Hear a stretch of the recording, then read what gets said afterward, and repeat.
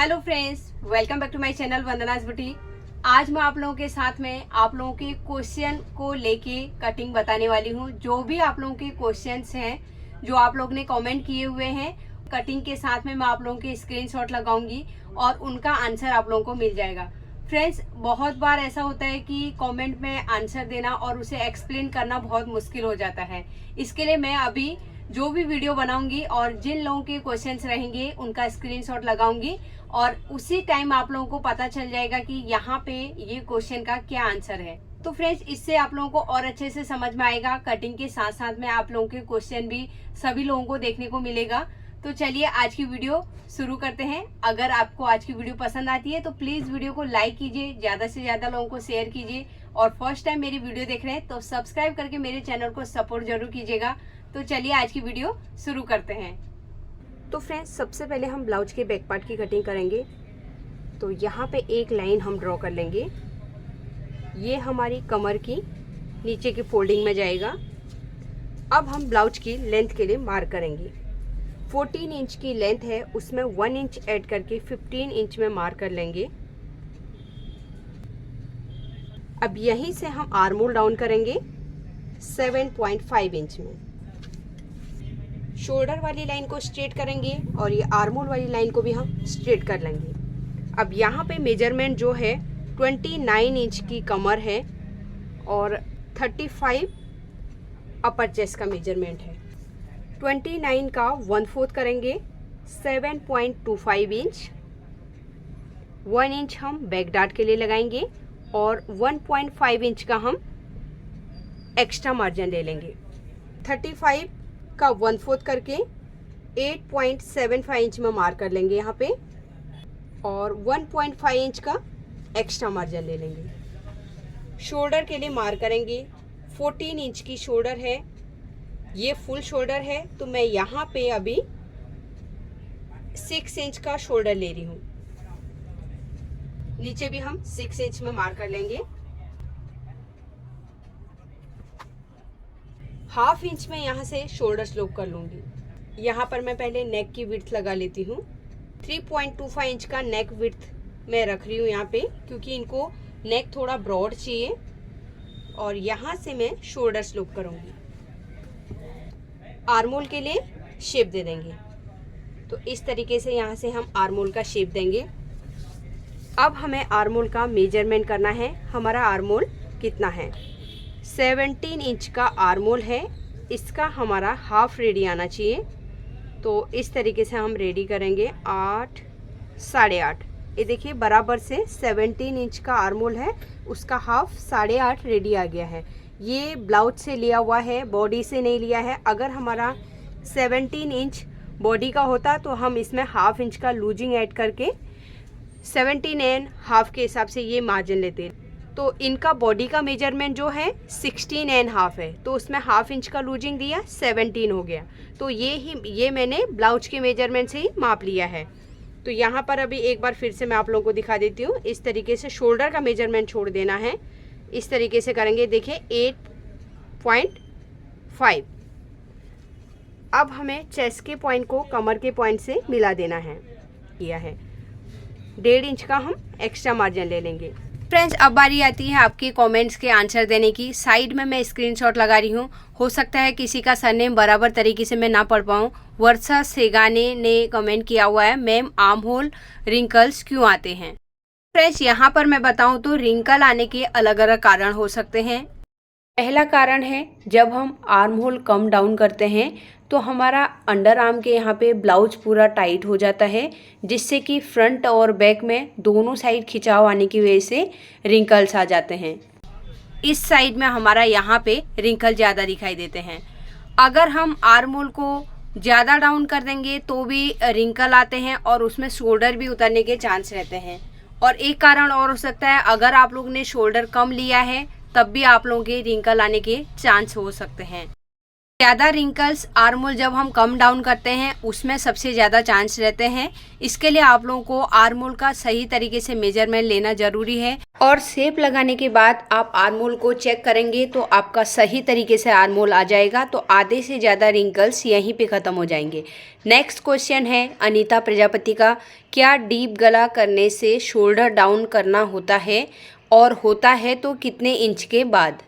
तो friend, deep गला रहता है उसमें भी हमें शोल्डर स्लोप करना पड़ता है।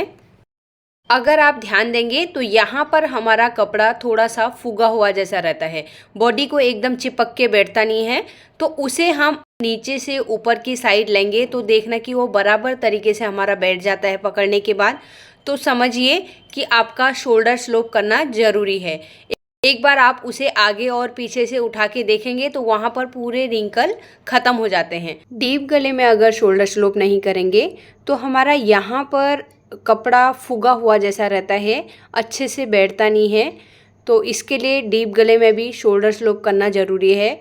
सभी मेजरमेंट्स में हम डीप गले में 1/2 इंच तक का शोल्डर स्लोप कर सकते हैं। शोल्डर में कपड़ा लूज रहने की प्रॉब्लम हमारी यहाँ पे सॉल्व हो जाएगी। तो फ्रेंड्स, यहाँ पर मैं एक क्वेश्चन और शेयर करना चाहूँगी आप लोगों के साथ। ये मुझे अभी कमेंट मिल नहीं रही है लेकिन मैंने पहले पढ़ा था तो इसके लिए मैं आप लोगों के साथ शेयर कर रही हूँ। आर्म होल हमें कितना लेना चाहिए? ये कमेंट बहुत बार आई थी, अलग अलग वीडियोज़ में आई थी, लेकिन मैं आप लोगों को बताऊँ तो आर्म होल को एक आइडिया से मत रखिए। आप बॉडी के मेजरमेंट से आर्म होल को मेजर कीजिए और अगर आपके पास ड्रेस या ब्लाउज वगैरह है तो आप उससे उसका आर्म होल चेक कर सकते हैं। एक लास्ट कमेंट आप लोगों के साथ शेयर करूंगी। जसवंत भाई दर्जी ने ये क्वेश्चन किया हुआ है, आर्म होल डार्ट फॉर्मूले से कटिंग बताएं। आर्म होल का फॉर्मूला है, चेस्ट को हमें 6 से डिवाइड करना है और उसमें 1.25 इंच ऐड कर लेना है। उसमें हमारा शोल्डर स्लोप भी हो जाएगा और जो शोल्डर में पट्टी स्टिचिंग के लिए जाएगी वो भी उसमें ऐड हो जाएगा और हमें आर्म होल का शेप लगा लेना है। फिर हमें आर्म होल को मेजरमेंट करना बहुत ज़रूरी है। जब आप आर्म होल को मेजरमेंट करेंगे, जितना आपका आर्म होल है, अगर आपका ब्लाउज से आर्म होल का मेजरमेंट लिया है तो वो आपका फिक्स आर्म होल रहेगा और बॉडी से आप आर्म होल का मेजरमेंट ले रहे हैं तो उसमें आपको 1/2 इंच का लूजिंग देना है। तो यहाँ पर मैंने आर्म होल किस तरीके से डाउन किया ये तरीका भी मैं आप लोगों के साथ शेयर कर रही हूँ। 17 इंच का इनका आर्म होल है, उसका हाफ करना है, 8.5 हो गया। उसमें से मैंने 1 इंच माइनस किया, 7.5 में मैंने आर्म होल को डाउन किया है। इस तरीके से मैं आर्म होल डाउन करती हूँ और मेरे कस्टमर का कोई अभी तक ऐसा कोई प्रॉब्लम नहीं आया। कभी कभी जब आर्म होल कम डाउन करते हैं तो बराबर आर्म होल के नीचे फिर ब्लाउज टाइट बैठने लगता है। इसके लिए मैं इसी तरीके से आर्म होल को डाउन करती हूँ। और आर्म होल शेप देने के बाद हमें आर्म होल का मेजरमेंट करना ज़रूरी है। मेजरमेंट हम करेंगे तो हमें परफेक्ट वहीं पे पता चल जाएगा। हमारा आर्म होल अगर कम रहेगा तो हम उसे थोड़ा नीचे की साइड बढ़ा सकते हैं, अगर ज़्यादा रहेगा तो उसे हम थोड़ा ऊपर की साइड कर सकते हैं। तो यहाँ पर मैंने आप लोगों के आर्म होल्स के डाउट क्लियर कर दिए हैं। आई होप आप लोगों को समझ में आया होगा और कमेंट में आप लोग ज़रूर बताइए कि आज का ये तरीका कैसा लगा।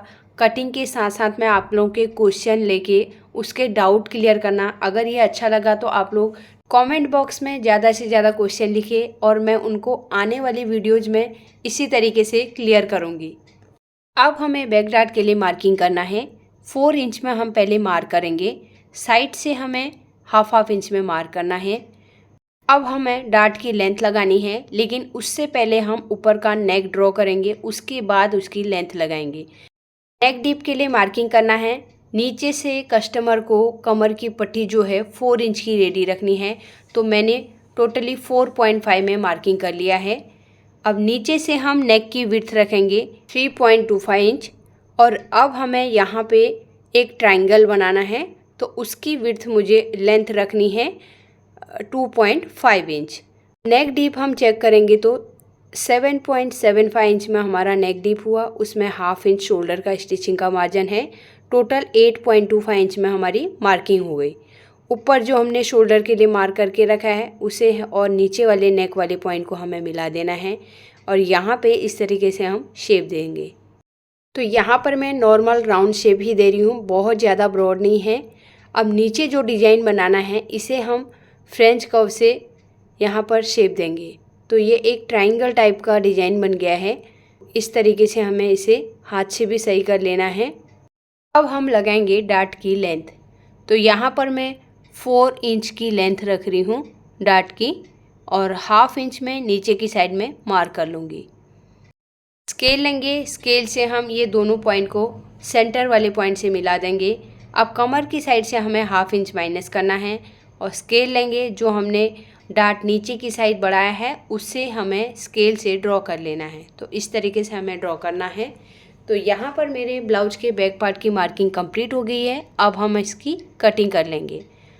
तो जहाँ पे हमने मार्क कर रखा है वहीं पे हमें कटिंग करना है। अब हम शोल्डर में कट लगा लेंगे, और आर्मोल में भी एक कट लगाना है, और जो हमने बैक डार्ट दे के रखा है बैक डार्ट में भी कट लगा लेना है। तो यहाँ पर हमने बैक पार्ट की पूरी कटिंग कर ली है। तो यहाँ पर मैंने कैनवास के ऊपर भी सेम ब्लाउज के बैक पार्ट में से सेम तरीके से नेक को कटिंग कर लिया है, और इसे हम एक अस्तर के ऊपर स्टिक कर लेंगे।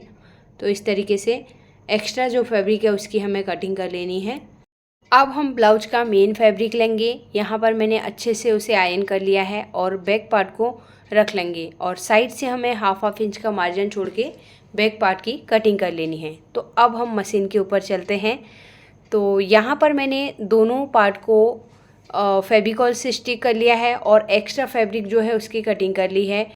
अगर आपको चारों तरफ से स्टिच लगा के इसे फिक्स करना है तो आप मेन फैब्रिक को ऊपर रखिए सीधी साइड, और उसके नीचे साइड में अस्तर को रखना है, और चारों तरफ से इसमें 5 नंबर का स्टिच लगा लेना है। अब हमें यहाँ पे नेक का सेंटर निकाल लेना है। नेक का सेंटर निकालने के बाद हम नीचे भी एक बार सेंटर निकालेंगे। अगर हम थोड़ा भी इधर उधर करेंगे तो उसके पॉइंट जो नीचे हमने ट्राइंगल बना के रखा है वो क्रॉस हो जाएगा। तो इस तरीके से मैं हाथ से पहले सेंटर निकाल लूँगी। अब हम नेक कैनवास को लेंगे, इसका भी हमें एक बार सेंटर निकाल लेना है। तो ऊपर हमें बराबर तरीके से रखना है, तभी हमें कट लगाना है। तो अब हम इसके ऊपर रखेंगे। अगर आप बिगिनर्स हैं तो इस तरीके से पिन लगा लीजिए जिससे कि आपका नेक हिलेगा नहीं। तो अब नीचे की एक बार पट्टी चेक कर लेंगे। देखिए ये 4.5 आ रहा है, बराबर हमारा 4 इंच की पट्टी नीचे की रेडी आ जाएगी। अब हम नेक के किनारे किनारे में इस तरीके से हमें सिलाई लगानी है। तो एक साइड से हम सिलना स्टार्ट करेंगे। जहाँ पर हमारा कैनवास का कॉर्नर है वहीं पे हमें स्टिच करना है। कैनवास के ऊपर हमें सिलाई नहीं लानी है। जो फैब्रिक है, फैब्रिक के ऊपर हमें कैनवास के एकदम टच होते हुए सिलाई करनी है। कैनवास के ऊपर भी नहीं आनी चाहिए और कैनवास से बहुत ज़्यादा दूर भी नहीं जानी चाहिए। एक साइड की सिलाई मैंने कंप्लीट कर ली है। सेम तरीके से मैं दूसरी साइड भी सिलाई कर लूँगी। तो यहाँ पर आप लोगों को ध्यान रखना है, जो कॉर्नर आ रहा है वहाँ पे हमारा कॉर्नर आना चाहिए। तो इस तरीके से मैं घुमाते हुए ऊपर की साइड को सिलाई को कंप्लीट कर लूँगी। तो यहाँ पर मैंने सिलाई लगा ली है। अब हमें अंदर की साइड में जो एक्स्ट्रा फैब्रिक है उसकी कटिंग कर लेनी है। तो 1/4 इंच का हमें फैब्रिक छोड़ना है, तभी हमें कट करना है। तो नीचे की साइड में देखिए ये ट्रायंगल है, हमें इस तरीके से ट्रायंगल शेप में ही हमें निकाल लेना है। अब हमें नेक में कट्स लगाने हैं। जो ट्रायंगल के कट थे उसमें भी हमें कॉर्नर में अंदर तक कटिंग कर लेना है, और यहाँ पे थोड़ा एक्स्ट्रा फैब्रिक है उसकी मैं कटिंग कर रही हूँ। ऊपर से हमें इस तरीके से कट लगाना है। नेक कैनवास को अंदर की साइड पलटना है, और यहाँ पर ध्यान रखना है जो हमारा ट्रायंगल का पॉइंट है वो सही तरीके से बाहर की साइड आना चाहिए। इस पॉइंट को बाहर की साइड ओपन करने के लिए सीजर की हेल्प ले सकते हैं या स्क्रू ड्राइवर की हेल्प ले सकते हैं। वो आराम से इसके कॉर्नर्स बाहर की साइड निकल जाएंगे। तो यहाँ पर मेरे कॉर्नर्स निकल गए हैं, तो आप नेक देख सकते हैं। और एक बार मैं अच्छे से ब्लाउज को पूरा प्रेस कर लूँगी। तो यहाँ पर मैंने ब्लाउज को प्रेस कर लिया है। अब हम बैक साइड में जो डार्ट की मार्किंग करके रखी है उसी के ऊपर हम स्टिच करेंगे। दूसरे वाले डार्ट के ऊपर मार्किंग नहीं है तो यहाँ पे भी मैं मार्क कर लूँगी। अब हम डार्ट को पकड़ेंगे और यहाँ से हमें स्टिच लगाना है। तो एक डार्ट में हमने स्टिच लगा लिया है। सेम तरीके से हम दूसरे डार्ट को पकड़ेंगे और इसमें भी हमें स्टिच लगा लेना है। तो दोनों डार्ट में मैंने स्टिच लगा लिया है। अब हम इसे ओपन करेंगे तो कमर देखिए परफेक्ट तरीके से बराबर बैठी है, और यहाँ पे मैंने ब्लाउज को अच्छे से एक बार आयरन कर लिया है। अब हमें ट्रायंगल के जो ऊपर कॉर्नर है इसमें हमें डोरी को अटैच करना है। तो फ्रेंड्स यहाँ पे मैंने डोरी बना के रखी है पहले से। अब मैं यहाँ पे जो लटकन बना रही हूँ, टेसल्स बना रही हूँ, वो आप लोगों को दिखाऊंगी। मेजरमेंट करके बताऊँ तो ये 3.5 इंच का है और इधर से भी हमारा 3.5 इंच का है और दूसरा फैब्रिक भी सेम मेजरमेंट का है, 3.5 बाय 3.5 का। इसमें से हमें एक को थोड़ा सा छोटा रखना है, उसे मैं बाद में कटिंग करके आप लोगों को दिखाऊंगी। इस तरीके से हमें ट्रायंगल फोल्ड कर लेना है।